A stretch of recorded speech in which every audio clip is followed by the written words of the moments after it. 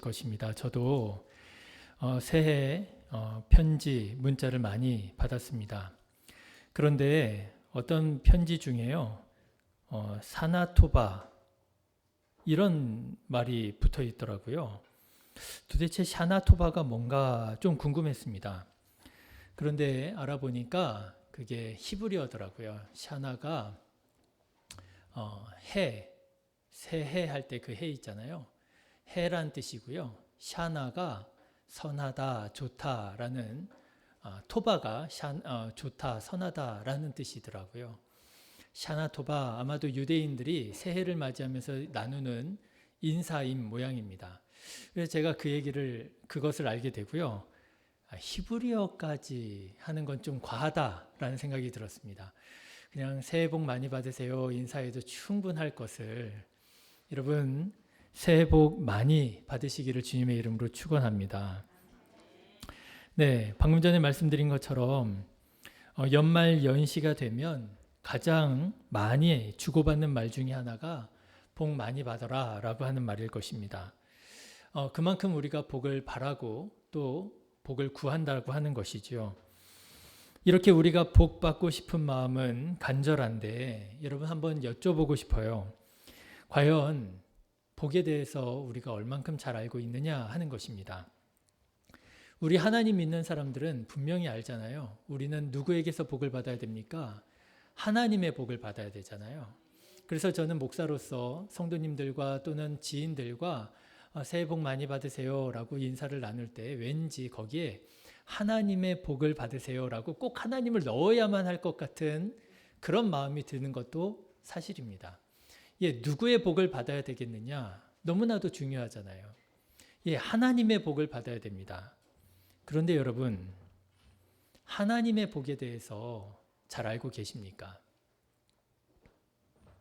사실 하나님을 믿는 우리 그리스도인들조차도 하나님의 복에 대해서 잘 알지 못하고 그저 내가 기존에 가지고 있었던 세상적인 관념으로, 개념으로서의 복을 좀 바라고 구하고 있는 것은 아닌가 하는 마음을 저는 금할 수가 없습니다.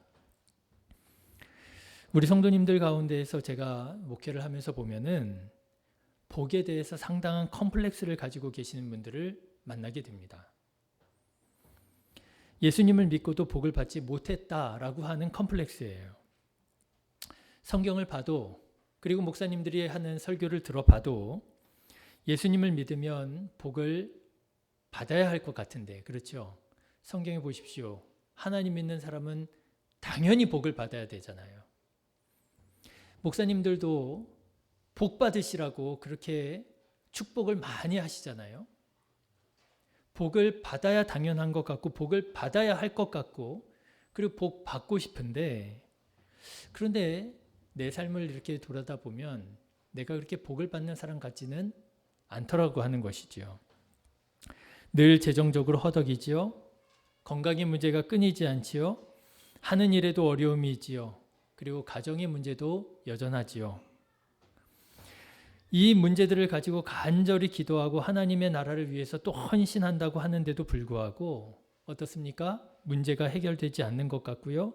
그래서 나는 복을 받지 못하는 것 같은 일종의 하나님의 복에 대한 컴플렉스 같은 것들을 가지고 신앙생활하는 분들을 자주 보게 됩니다. 그래서 이분들이 나중에 어떻게 되는가 하면 크게 두 가지로 갈리게 됩니다. 하나는, 하나님, 어떻게 나한테 이러실 수 있습니까? 내가 하나님의 나라를 위해서 얼마나 헌신했는데요. 내가 얼마나 눈물로 기도했는데요. 왜 내 기도에 응답하시지 않고, 왜 내게 복을 주시지 않습니까? 하면서 하나님께 원망하는 사람들이 있고요. 또는 자책하는 사람들이 있습니다. 내가 나름대로는 열심히 기도한다고 하고 내가 주님의 교회를 위해서 헌신한다고는 했지만, 하나님은 정말 좋으신 하나님이셔서 나에게 복 주시기 원하시지만 내가 복 받을 만한 자격이 안 돼서, 내가 복 받을 만한 믿음이 없어서 내가 복을 받지 못했다고 자기 자신을 자책하는 분들로 또 나뉘더라고 하는 거예요. 여러분은 어떻습니까? 여러분도 혹시 이런 컴플렉스를 가지고 계시지는 않습니까? 그런데 저는 오늘 이렇게 말씀드리고 싶어요. 이런 컴플렉스는 하나님의 복에 대한 오해에서 비롯된 컴플렉스라고 하는 거예요. 하나님께서 우리에게 주시기 원하시는 복이 무엇인지 잘 알지 못하기 때문에 이런 생각, 이런 판단을 하게 되고요.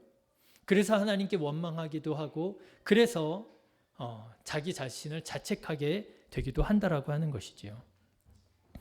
여러분, 하나님께서 우리에게 주시기 원하시는 복은 그런 복이 아닙니다. 여러분 한번 생각해 보십시오. 하나님을 믿으면 부자 된다. 누가 그러던가요? 여러분, 목사님들의 설교를 한번 들어보십시오. 하나님 잘 믿으면 재벌 갑부가 될 겁니다 라고 하는 설교 들어보신 적 있습니까? 여러분 한번 생각해 보십시오. 예수님 잘 믿으면 당신은 세상에서 권력가가 될 것입니다.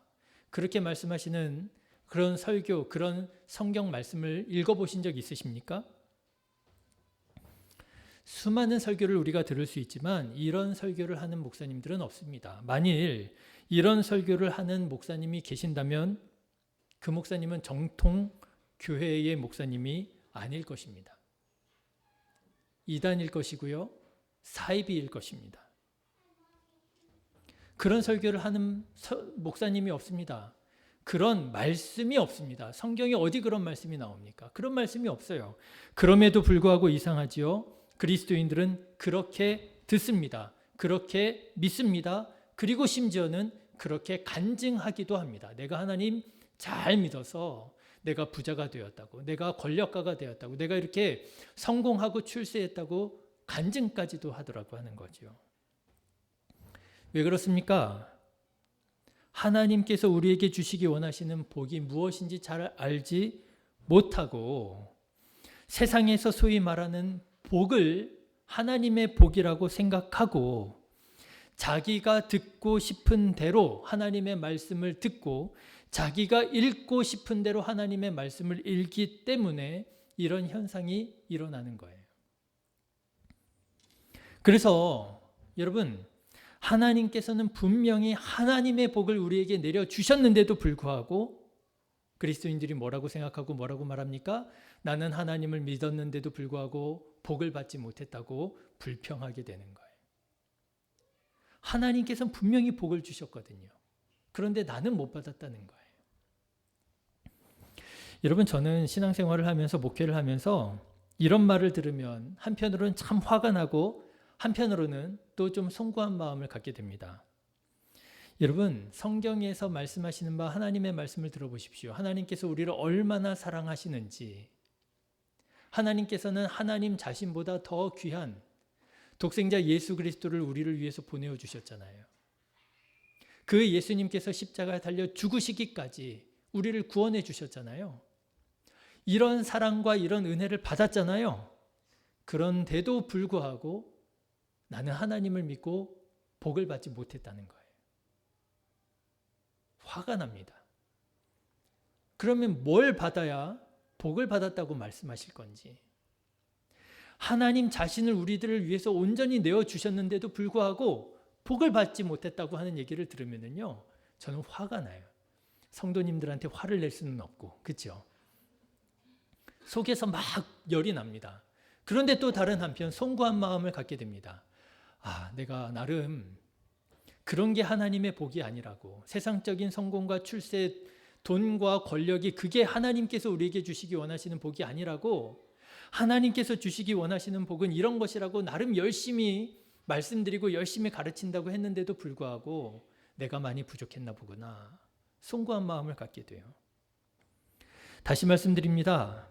하나님께서 우리에게 주시기 원하시는 복은요, 우리가 익히 알고 있는 세상적인 복이 아닙니다.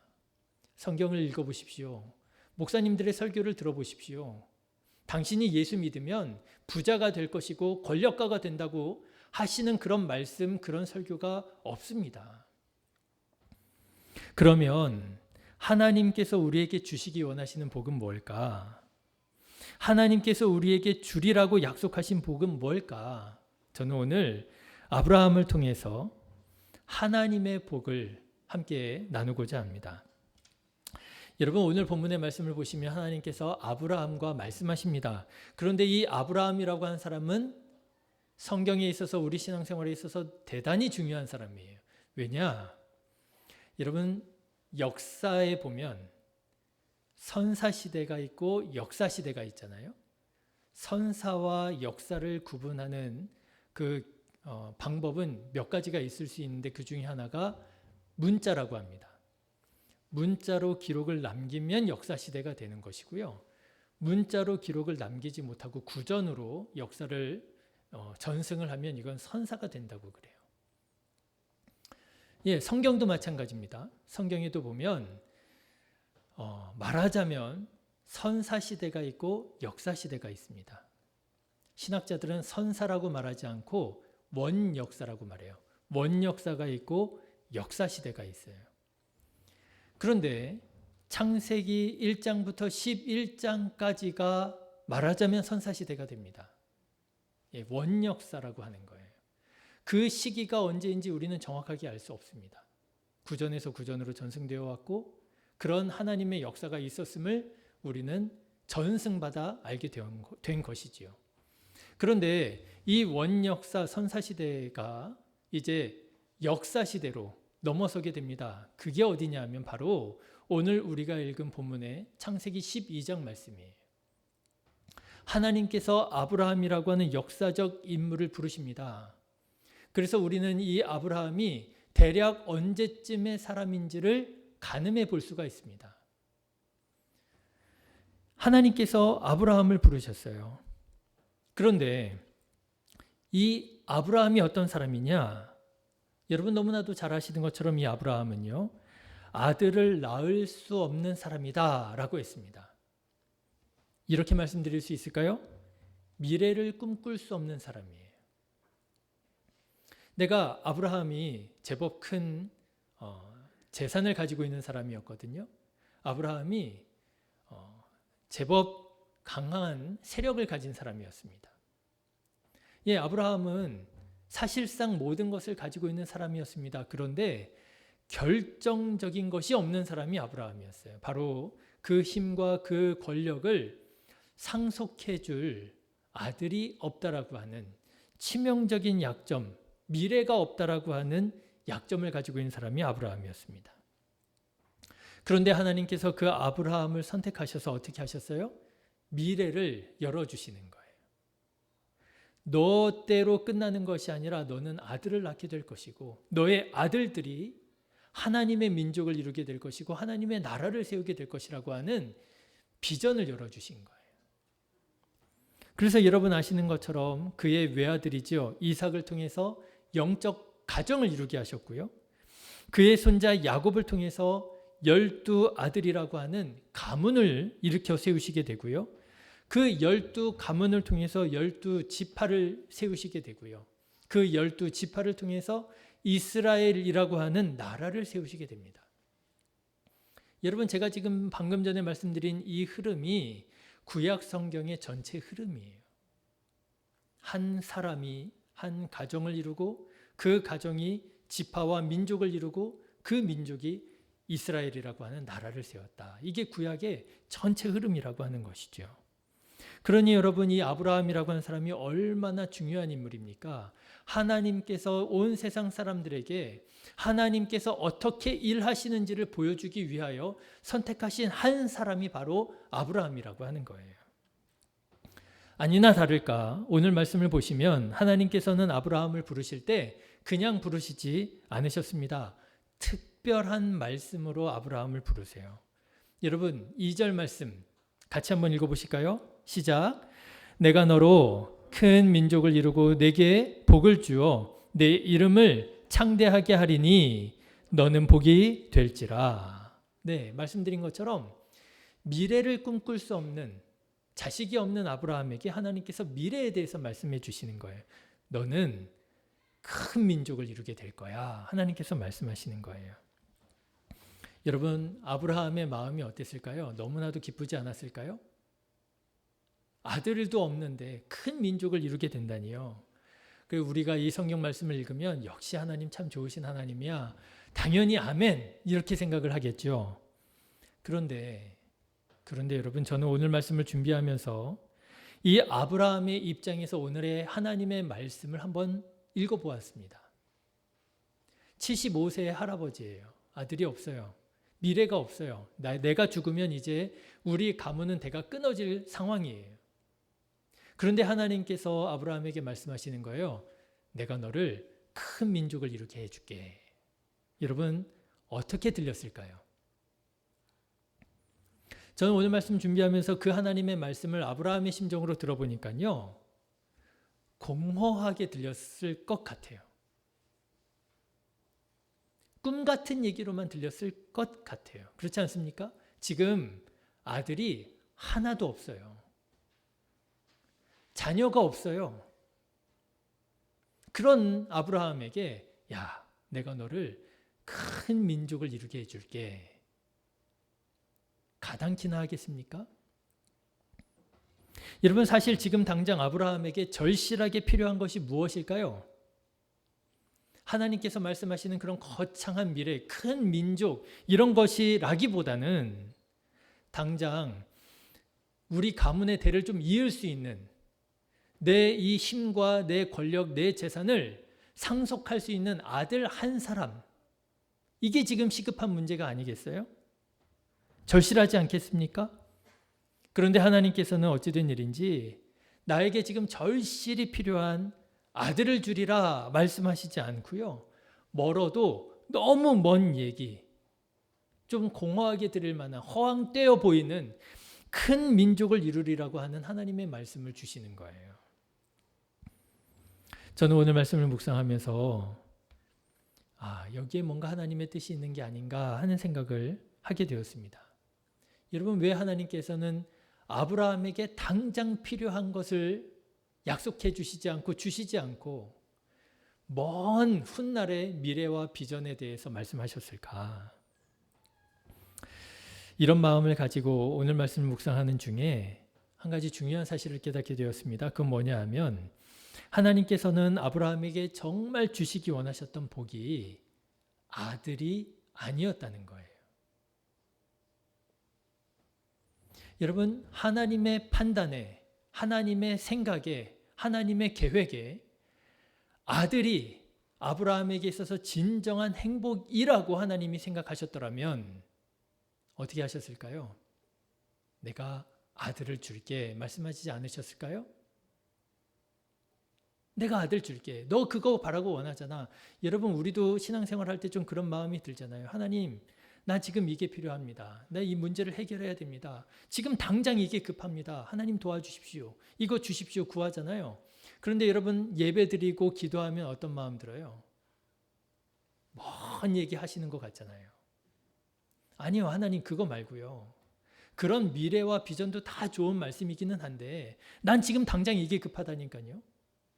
아들 한 사람이 없는데 무슨 미래입니까? 무슨 큰 민족입니까? 네, 아브라함도 그랬을 것만 같아요. 하나님의 말씀이 공허하게 허황되게만 들렸을 것만 같아요. 하나님께서는 왜 그렇게 말씀하셨을까요? 왜냐하면 지금 아브라함에게 있어서 정말 필요한 복은, 아브라함이 정말 받아야 할 복은 아들이 아니라고 하는 거예요. 그러면 아브라함이 정말 받아야 할 복은 어떤 복일까요? 저는 오늘 말씀을 묵상하면서 2절 말씀을 다시 한번 보게 되었습니다. 여러분, 2절 말씀을 우리 다시 한번 보실래요? 하나님의 말씀의 중심과 강조점이 어디 있는지 한번 찾아보십시오. 같이 읽어보겠습니다. 내가 너로 큰 민족을 이루고 내게 복을 주어 내 이름을 창대하게 하리니 너는 복이 될지라. 여러분, 하나님의 이 말씀에 하나님의 강조점이 어디에 있나요? 내가 너를 큰 민족을 이루게 해줄게, 여기에 있나요? 너에게 복을 줄게, 여기에 있나요? 내 이름을 창대하게 해줄게, 여기에 있나요? 저는 오늘 말씀을 준비하는 중에 맨 마지막 부분이 하나님의 말씀의 강조점이 아닌가 판단하게 되었습니다. 너는 복이 될지라. 물론 복을 받는 것 중요합니다. 성경적으로 봐도요, 우리는 하나님께 복을 받아야 돼요. 우리는 하나님께 복을 구해야 돼요. 예수님도 말씀하시잖아요. 성경에 보면 그런 말씀 많잖아요. 구하라고 그러잖아요. 구하지 않아서 받지 못했다고 하잖아요. 구하면 찾을 것이라고 하나님 말씀하시잖아요. 예, 우리 하나님 믿는 사람들은요, 다른 데 가서 복을 구할 게 아니라 하나님께 복을 구해야 됩니다. 하나님께 복을 받아야 됩니다. 그런데 여러분 잘 아시죠? 받은 복은 절대적인 복이 못 되더라고요. 그렇지 않습니까? 받은 복은 절대적인 복이 아니더라고요.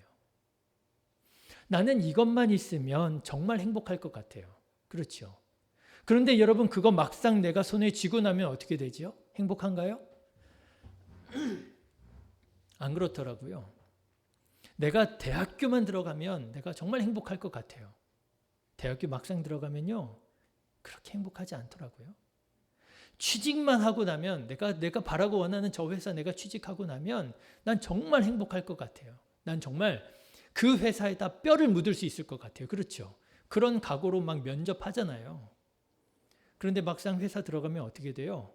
회사 안에 있는 부조리들이 보이면서 불만이 쌓이면서 원망 생기고 속에다가 뭐 넣고 다녀요? 사표 넣고 다니잖아요. 그 회사만 들어가면 모든 게 다 해결될 것 같고 행복할 것만 같았는데 안주머니에다가 사표 넣고 다니잖아요. 받은 복은 절대적인 복이 아닙니다. 우리를 정말 행복하게 해주지 못합니다. 여러분 생각해 보십시오. 아브라함이 만일 한 아들을 50명쯤 받았더라면 행복했을까요? 야, 너 아들 못 낳아서 마음고생이 컸지? 내가 너의 그 고통을 안다. 그러면서 하나님께서 아브라함에게 아들을 한 10명, 한 20명, 사사기에 보니까 사사들 중에서는 40명, 뭐 이렇게 아들을 40명 낳은 사람도 있더라고요. 한 아들을 40명. 그럼 여러분 아브라함이 그냥 죽을 때까지 하나님을 찬양하면서 복된 삶을 살았을까요? 아니더라고 하는 것입니다. 오히려 그 받은 복으로 인해서 하나님께 받은 복임에도 불구하고 화가 된 사람들이 많더라고요. 여러분 아담이 하나님께 복을 받았습니다. 그런데 아담이 그 복 가운데 타락하더라고요. 여러분 사울 왕이 하나님께 지명을 받고 왕이라고 하는 귀한 직분을 받습니다. 복 받았습니다. 그런데요, 사울 왕의 인생을 놓고 보면 어때요? 차라리 왕이 안 되었으면 더 좋았을 뻔했을 것 같아요. 왕 되기 전에는 그가 어떤 사람이었습니까? 참 겸손한 사람이었잖아요. 그런데 왕이 되고 하나님의 복을 받고 나서 어떻게 됐어요? 교만한 사람으로, 하나님을 대적하는 사람으로 타락하게 되잖아요. 여러분 가룟 유다 생각해 보십시오. 인류 역사상 예수님의 직계 12명의 제자 가운데 한 사람으로 뽑힌 사람이 가룟 유다잖아요. 근데 그 가룟 유다가 예수님을 팔아넘기잖아요. 그 복을 받고도, 그 은혜를 받고도 그 복을 복으로 누리지 못하고 그 복이 오히려 화가 되잖아요. 성경에 나오지 않습니까? 차라리 태어나지 않았으면 더 좋을 뻔한 사람이라고. 여러분 받은 복은요, 절대적인 복이 아닙니다. 그것만 있으면 내가 정말 행복할 것 같지만 그렇지 않습니다. 전에 어떤 신앙 좋은 한 청년을 알고 있었습니다. 남자인데요. 참 신앙이 좋아요. 지금 우리 교회도 이제 우리 여자 집사님들이 다 뭐 시댁 가고 이러다 보니까 많이 비었잖아요. 아, 남자들이 신앙생활을 잘하면 좋은데 어떻게 남자들이 잘 신앙생활을 잘 안 해요. 안타깝게도. 그런데 그 남자 청년은 신앙생활을 너무너무 열심히 예쁘게 하는 거예요. 기도도 열심히 하고 모든 삶에 있어서 최우선순위를 하나님께 두고 교회에 헌신하고 충성하고 얼마나 신앙생활을 잘하는지 몰라요. 그래서 온 성도들의 사랑을 받았더라고요. 씁니다. 저 청년 정말 장가 잘 가면 좋겠다. 그랬는데 아니나 다를까 정말 아름다운 믿음의 배우자를 얻게 됐어요. 여인과 결혼을 하게 됐어요. 신앙도 좋아요. 그러니까 온 성도들이 다 기대가 되는 거예요. 그렇게 신앙생활 잘하던 이 남자 청년이 그렇게 신앙이 좋은 여자 자매랑 결혼을 했으니 얼마나 아름다운 믿음의 가정을 세울까? 얼마나 더 교회에 또 헌신하고 충성하고 교회를 위해서 열심히 일할까? 온 교회 성도들이 다 기대를 하는 거예요. 그런데 우리들의 슬픈 예감은 틀린 적이 없지요. 신앙생활 잘할 줄 알았는데요. 그 신앙생활 잘하던 남자 청년과 그 신앙이 좋은 여자 청년이 결혼을 했는데 둘이 너무나도 사랑하는 나머지 신앙생활을 멀리하기 시작을 하는 거예요. 복 받았지요. 기도하던 대로 믿음의 배우자 만났지요. 그런데 오히려 그 만남, 그 결혼을 통해서 그 가정이, 그 사람이, 그 신앙이 오히려 뒷걸음질 치더라고 하는 것입니다. 여러분, 우리는 알아야 됩니다. 하나님께 복을 받는 것 중요합니다. 그런데 여러분, 받은 복은 절대적인 복이 될 수 없습니다. 잘못 받으면 화가 됩니다. 오죽하면 과유불급이라고 하는 말이 있겠어요. 조금 부족하면 그래도 좀 괜찮아요. 그런데 이게 넘쳐버리면, 지나쳐버리면 이게 오히려 독이 될 수 있더라고 하는 거예요. 화가 될 수 있더라는 거예요. 그래서 사람들이 그런 말 하잖아요. 차라리 조금 부족한 게 나아. 그런데 여러분, 사람들은 하나님께서 아브라함에게 주시기 원하셨던 복이 아니라 그 복을 주시기 위한 한 과정이지요. 단계인 그 아들에 주목하더라는 것입니다. 그 아들만 있으면 내가 행복할 것 같은데. 그러지 않으세요? 여러분들 신앙생활 하면서 그러지 않습니까? 하나님 나한테 요만큼 돈만, 내가 이만큼만, 내가 더 바라는 것도 아니고 요만큼만 더 있으면 내가 정말 행복할 것 같은데. 우리 집이 조금만 더 넓어져도, 우리 차가 조금만 더 커져도, 내가 조금만 직급이 상승해도 내가 정말 행복할 것 같은데 요만큼만, 아들 하나만. 우리가 신앙생활을 하는데 아들 한 사람의 주목을 하더라는 것입니다. 아닙니다, 여러분. 하나님께서 아브라함에게 정말 주시기 원하셨던 복은 아들이 아니었습니다. 하나님께서 아브라함에게 정말 주시기 원하셨던 복은 뭐냐면 2절의 맨 마지막 말씀이지요. 복이 되라고 하는 말씀이었어요. 복이 되라.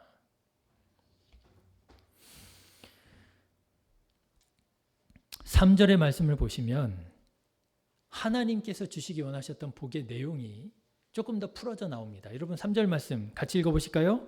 너를 축복하는 자에게는 내가 복을 내리고 너를 저주하는 자에게는 내가 저주하리니 땅의 모든 족속이 너로 말미암아 복을 얻을 것이라 하신지라. 맞지요?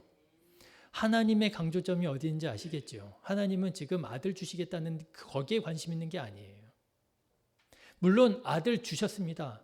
이삭 주셨습니다. 그 이삭을 통해서 말씀드린 것처럼 인류의 모든 사람들에게 하나님께서 어떻게 이 사람들 가운데 일하시고 역사하시는지를 보여주셨습니다. 그런데 그게 목적이 아니었다라는 거예요. 하나님의 목적은요, 아브라함이 복이 되어서 그 아브라함으로 인하여 사람들이 복을 받는 게 하나님의 목적이었다라고 하는 거예요.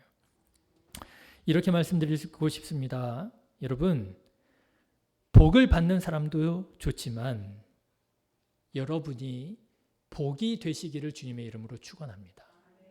내가 복이 돼야 돼요.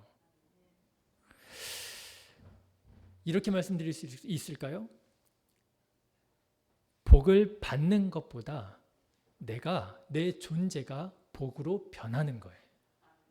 하나님이 원하시는 것은요, 우리의 주머니에 뭘 채워주시는 것, 그게 관심이 아니라 나라고 하는 사람이 변하는 게 관심이 있으신 거예요. 신약 성경에 보면 예수님께서 제자들을 부르십니다. 하나님께서 아브라함을 부르시듯이 예수님께서 제자들을 부르십니다. 그런데 여러분, 예수님께서 제자들을 부르실 때의 말씀을 보면 하나님께서 아브라함을 부르실 때의 말씀하고 아주 닮아 있는 것을 깨닫게 됩니다. 여러분, 예수님께서 제자 부르시는 거 이거 얼마나 중요한 사건이에요. 그렇죠? 신약 성경은 그렇게 시작하는 거예요. 하나님께서 하나님의 사랑을 우리들에게 보여주시기 위하여 하나님 자신보다 더 귀한 독생자 예수님을 세상에 보내어 주셨어요. 그리고 예수님께서는 그 복음을 제자들을 통하여 온 세계에 전하도록 하셨습니다. 그래서 온 세계로 전파되어져 가는 과정이 신약 성경인 거예요. 그렇죠? 사도행전으로 온 세계로 전파되어져 가잖아요. 땅 끝까지 이르러 내 복음이 전파되리라. 신약 성경의 말씀이란 말이에요. 그래서 여러분, 예수님께서 제자들을 선택하시고 삼으시는 건 대단히 중요한 일입니다. 그런데 이 중요한 순간에 예수님께서 제자들을 어떻게 부르시는가 보니까요. 나를 따라오너라. 그렇죠? 그리고 뭐라고 말씀하셔요? 나를 따라오너라. 너희가 뭐가 된다고요? 사람을 낚는 어부가 되게 하리라 라고 말씀하십니다. 여러분, 이게 무슨 말인가요? 예수님께서 제자들을 부르시는데, 야, 너네들이 나 따라오면 내가 너희들의 배마다 만선되게 해줄게. 너네들이 출항해서 나갔다 들어올 때마다 아주 배가 침몰할 만큼, 가라앉을 만큼 싼더미 같은 그런 물고기를 내가 잡게 해줄게. 내가 너 거부되게 해줄게. 내가 너 권력자가 되게 해줄게. 그렇게 말씀하시지 않았습니다. 하나님께서 우리를 그렇게 부르시는 게 아닙니다. 하나님께서 우리에게 그런 걸 약속하신 바가 없습니다. 그런데 예수님께서는 제자들을 어떻게 부르셨는가 보니까요. 너네들 지금까지 물고기를 낚는 삶을 살았지, 물질을 추구하는 삶을 살았지, 물질이 많아야 행복하고 물질이 적어지면 마음이 힘들어지는, 우울해지는 물질로 휘둘리는 삶을 살았지. 이제는 내가 바꿔줄게. 어떻게 해요? 이제는 물질을 추구하는 삶이 아니라 무엇을 추구하는 삶이요? 사람을 추구하고 영혼을 구원하는 삶, 사람을 낚는 어부가 되게 해줄게 라고 말씀해 주신 거예요. 뭐가 바뀐 거예요? 소유와 재산이 바뀐 게 아니고요. 많아진 게 아니고요. 제자들의 삶이, 마음이 변한 거예요. 예수님께서 제자들을 부르시면서 제자들에게 약속하신 것은 바로 복이었던 것입니다. 내가 너희들을 정말 의미 있고 가치 있는 삶을 살게 해줄게. 돈 많이 쌓아놓고 살아봐야 너의 인생이 거기에서 끝나면 네가 가지고 있는 그 모든 재산이 누구의 것이 되겠느냐. 예수님께서 누가복음에서 말씀하시잖아요.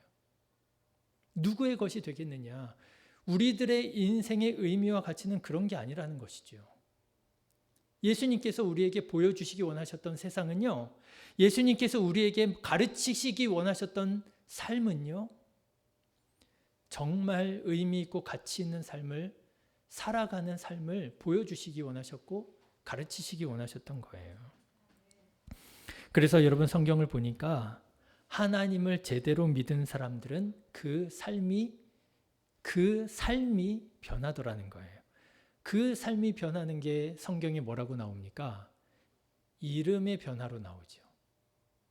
아브라함이 되죠. 그냥 계명한 게 아니에요. 성경에서 이름이 바뀌었다라고 하는 것은 그냥 이름을 바꿨다, 계명했다는 것이 아니고요. 그 전 존재가 새로워졌음을 말합니다. 예수님께서 베드로에게 말씀하시지요. 시몬 베드로야, 내가 너를 이제 베드로라고 부르겠다. 그 다혈질에 욱하던, 생각보다 몸이 먼저 튀어나가던, 화가 나면 칼 뽑아들고 사람을 내리쳤던 그 베드로를 예수님께서 내가 이제 너를 베드로로 하겠다. 내 교회에 반석되게 하겠다. 어떻게 되었다는 거예요? 사람이 변했다는 거예요. 여러분, 교회를 다니는 건 뭡니까? 사람이 변하려고 교회 다니는 거잖아요. 여러분, 우리가 교회를 다니는 이유가 뭡니까? 교회 다니면 부자가 되니까요. 교회를 다니면 어떤 교회에 있는 지인들과 인맥을 통해서 내가 성공하고 출세할 수 있으니까요. 아니잖아요. 우리가 교회를 다니는 이유는 어디에 있습니까? 내가 변하기 원해서, 내가 새로워지고 싶어서 교회를 다니는 거잖아요. 사랑하는 신의 교회 성도 여러분, 이 하나님의 복을 받으시기를 주님의 이름으로 축원합니다. 우리가 이미 가지고 있는 복에 대한 개념, 복은 뭐니 해도 돈이야. 돈 벌어야 행복하지. 돈 벌려면 권력가들하고 좀 친하게 지내야 돼.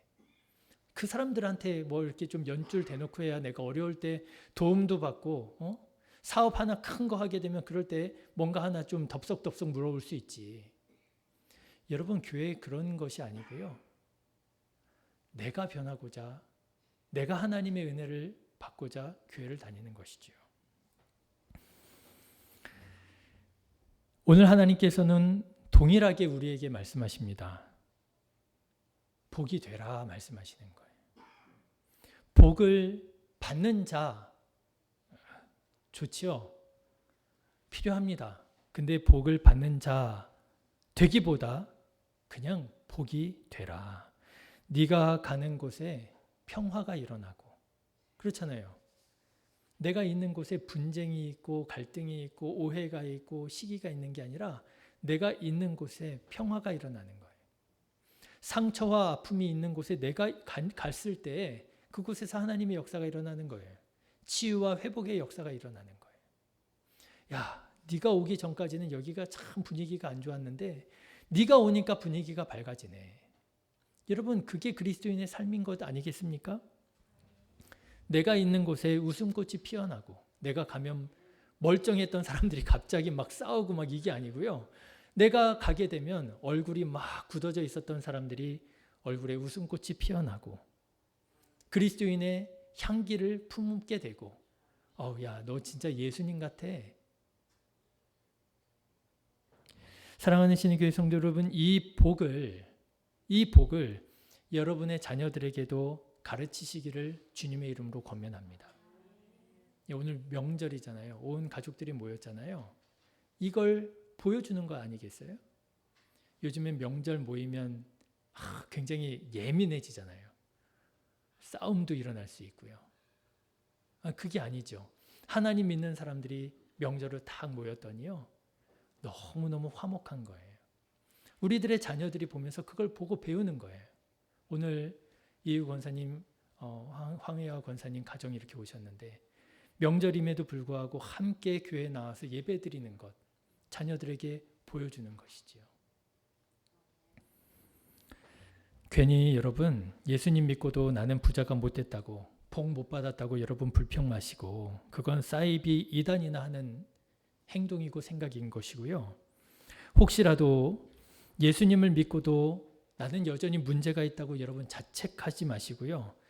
거기에 하나님의 뜻과 계획이, 어떤 계획이 있는지 여러분 깊이 묵상하시고, 여러분 내가 복이 되는, 내가 새로워지는 이 하나님의 복을 받으시기를 주님의 이름으로 축원합니다.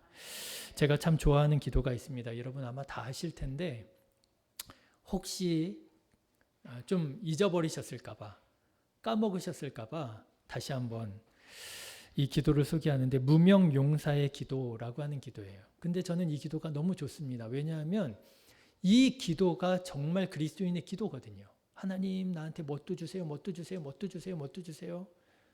이거 해결해 주세요. 이거 막 욕심으로 구하는 기도가 아니고요.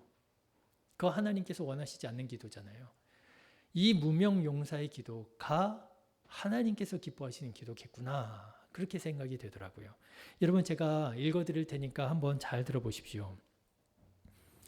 해낼 수 있는 힘을 달라고 하나님께 기도했더니 연약함을 주어 겸손히 복종하는 것을 배우게 하셨습니다.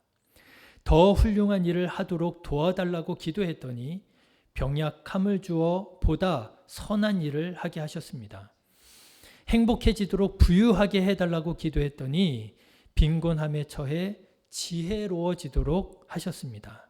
사람들의 칭송을 받도록 권력을 달라고 기도했더니 연약함을 주어 하나님의 필요를 느끼게 하셨습니다.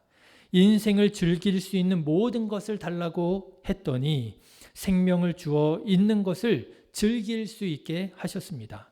내가 요구한 것을 아무것도 얻지 못했지만, 여러분 기도했는데 나는 기도 응답 못 받았다고 생각하시는 경우 많죠? 내가 요구한 것을 아무것도 얻지 못했지만 내가 바라던 모든 것이 이루어졌습니다. 내 자신의 보잘것 없음에도 불구하고 무언의 내 기도는 응답을 받았습니다. 모든 사람 중에 나는 가장 큰 복을 받은 사람입니다. 이렇게 변화되는 게 복 받은 거예요. 이렇게 말할 수 있는 게 하나님의 복을 받은 것이지요. 이런 하나님의 복이 되시기를 주님의 이름으로 축원합니다. 기도하겠습니다. 좋으신 하나님,